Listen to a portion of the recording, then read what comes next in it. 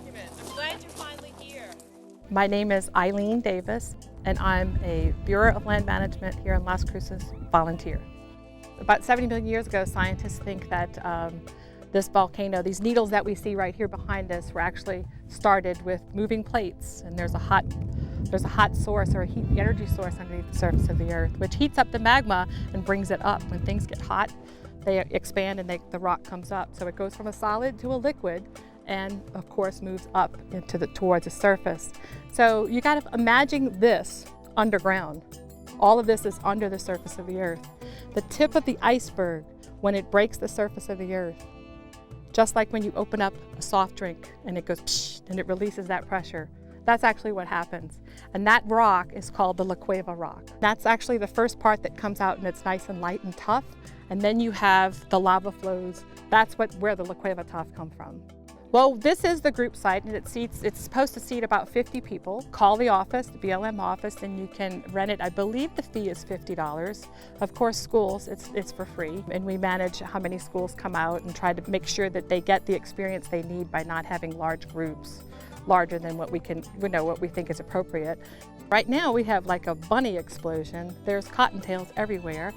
Sometimes when you go down to La Cueva and you go down the Arroyo path, you see deer, lizards, rattlesnakes, lots of birds. It's a beautiful place to go bird watching. Well, hiking is a really big thing. People hike out here a lot, and they come with their families and just spend the day and maybe take a walk to the cave, or maybe take a walk to the waterfall at Fillmore Canyon if there is water. The other thing that some people do with the recreation is there's a little bit of rock climbing because the rocks are just amazing, especially La Cueva. From what I understand, archaeologists have found plenty of artifacts in the cave to show us and to give us evidence that people actually lived in it for shelter for many, many thousands of years.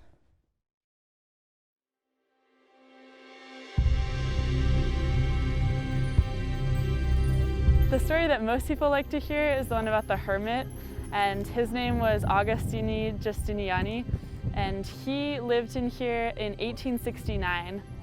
He was actually living inside the cave then.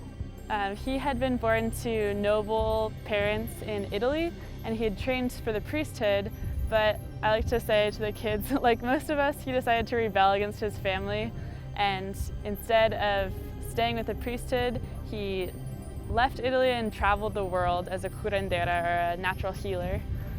There are signs that he was in South America, Cuba, and Mexico, but everywhere he went, there were always people who were suspicious of him because he didn't dress like everybody else. He wore a long black gown.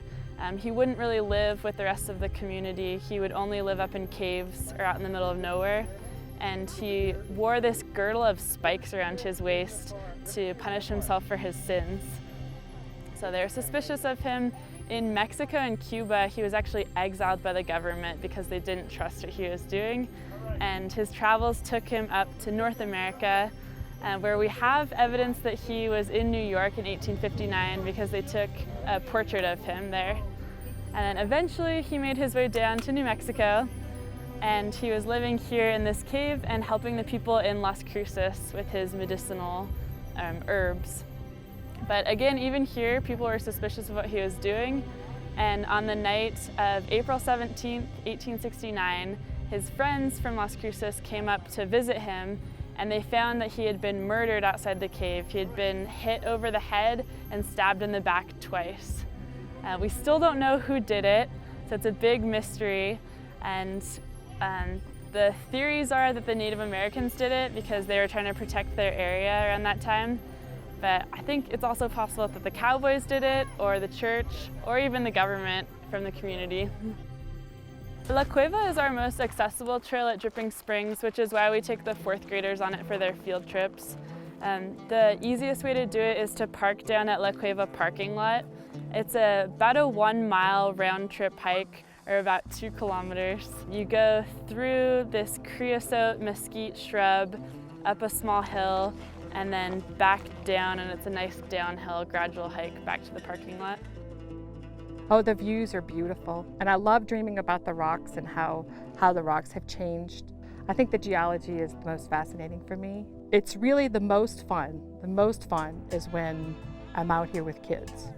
Their limitations are so few, and they learn so much, and they have so much to tell you, and their excitement is wonderful, and they will be our next generation conservationists. So I think it's hiking with kids I really enjoy most. Come on out and enjoy it and help take care of it.